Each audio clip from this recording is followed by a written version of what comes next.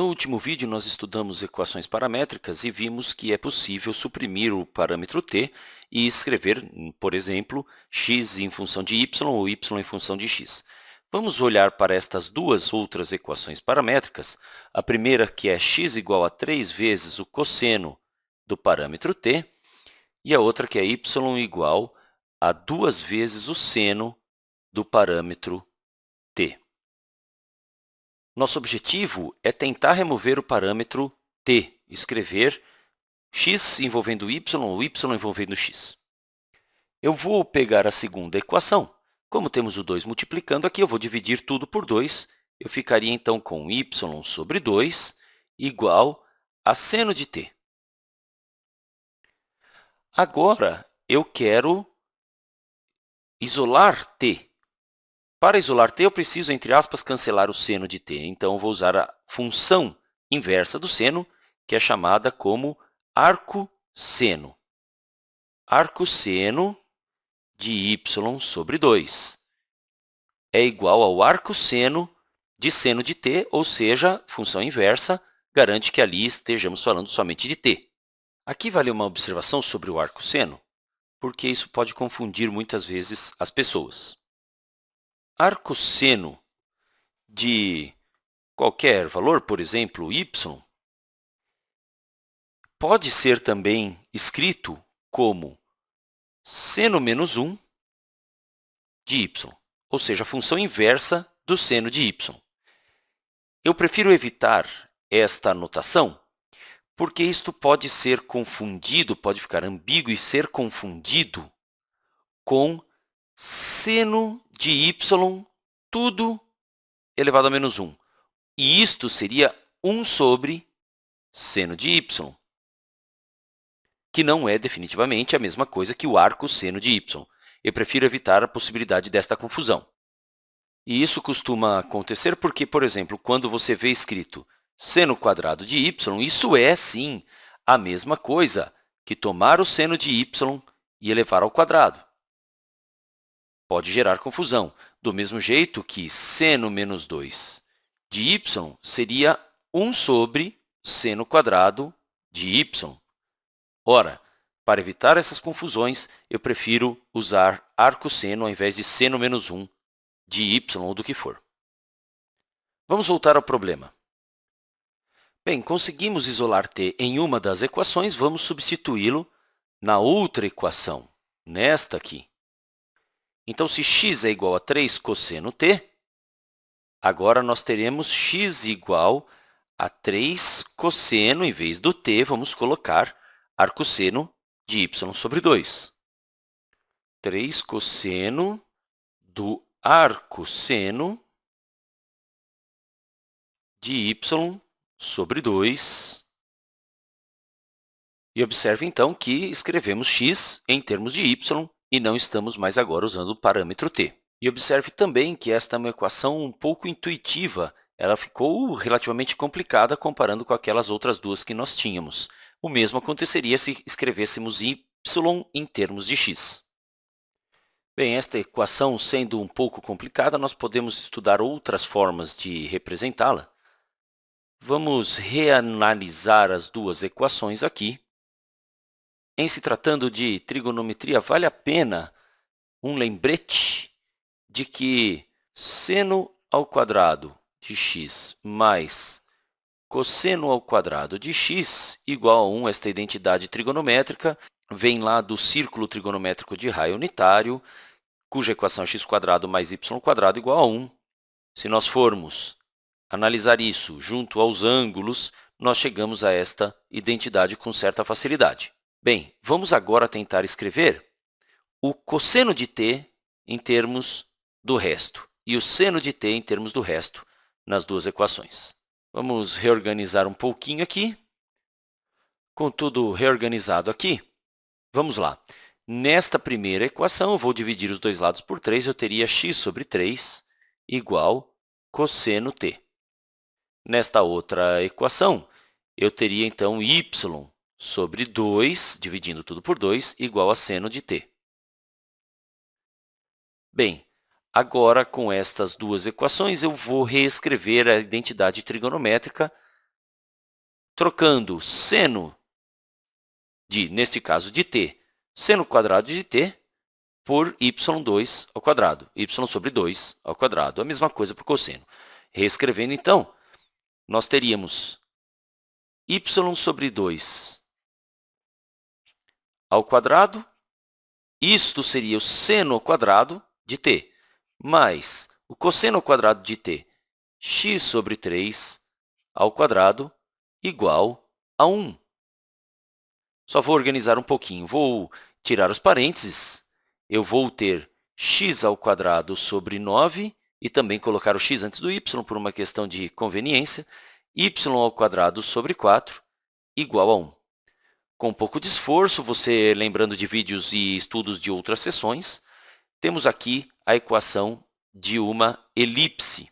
Vamos analisar graficamente esta elipse. Vou começar preparando os eixos, eixo x, eixo y. Vou marcar os valores aqui nos eixos.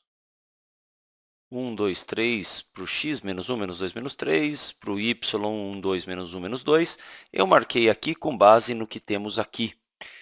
Observe que não há deslocamento no x e no y. E que a raiz quadrada de 9 é 3, lembre-se disso. Então, aqui nós temos à esquerda 3 e à direita 3 unidades.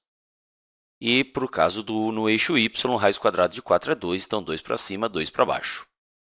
Vou tentar desenhar a elipse agora, desenhando aqui com muito cuidado. Vamos chegar a esta elipse. Veja que o eixo de simetria aqui na horizontal é o próprio eixo x, não havia deslocamento, a mesma coisa para o vertical. E aqui temos a elipse desenhada. Observe que, neste caso, ao eliminar o parâmetro t que nós tínhamos nas equações paramétricas, nós pudemos reconhecer, através desta nova equação, graficamente o que é que nós teríamos nos esperando. Ainda assim, quando nós vamos destas equações paramétricas para a equação nova sem o parâmetro t, assim como nós vimos nos vídeos anteriores, nós perdemos uma informação, a informação referente ao parâmetro t. E qual era essa informação? Aqui nós não temos exatamente qual é a direção do movimento sobre esta curva. Nós não sabemos para onde nós estamos nos direcionando de acordo com o passar do tempo, vamos supor, se t representasse o tempo. Ou seja, conforme t cresce, para que lado desta curva nós estamos caminhando. Nós também não sabemos, somente a partir desta equação, em qual ponto da curva nós estaremos se o t for um determinado valor. Então, para estudar um pouquinho isso, vamos fazer uma tabela e analisar alguns valores de t, relacionando-os com essa curva. Vamos colocar aqui t e os correspondentes valores para x e para y. Vamos escolher alguns valores para t. E, para facilitar, vamos escrever novamente as equações paramétricas. Aqui estão x igual a 3 cosseno t, y igual a 2 seno t. Vamos assumir que t esteja em radianos. Poderíamos escolher várias possibilidades de valor para t. Vamos escolher 0, π sobre 2, que é o 90 graus, e π.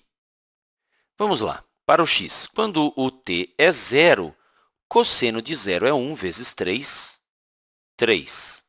Para o y, quando t é 0, seno de 0 é 0 vezes 2, 0.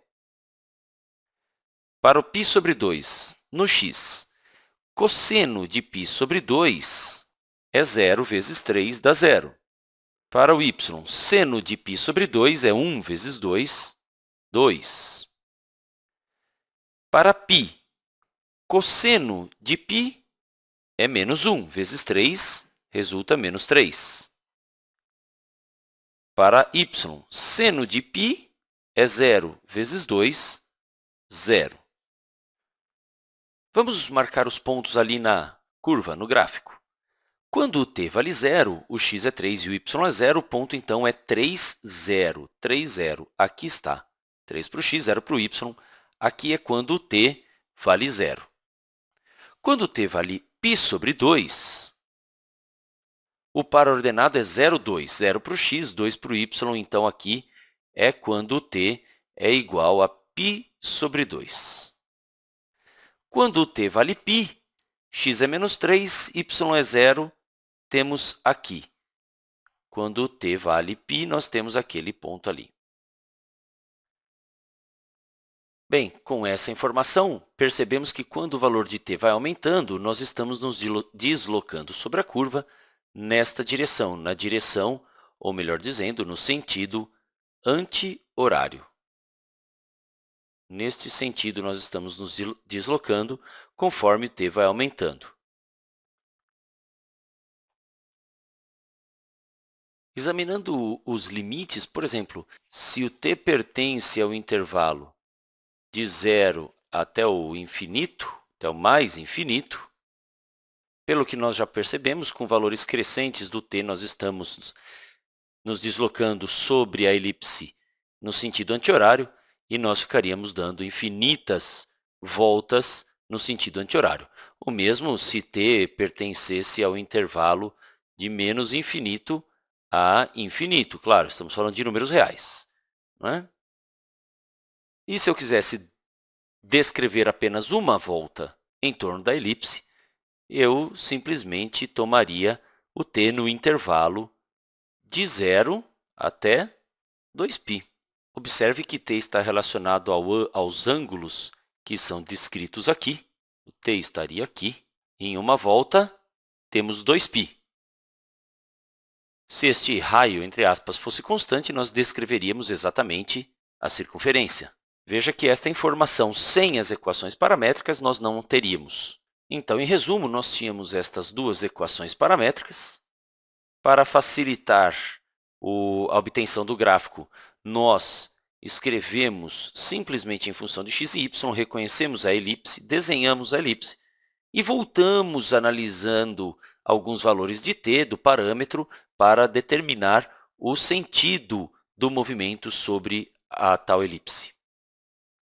Considerando valores razoáveis para t, t poderia representar o tempo e aqui o movimento de uma certa partícula sobre essa elipse. Há muitas aplicações para estas situações. Espero que você tenha aproveitado bem. Nosso estudo continua até o próximo vídeo.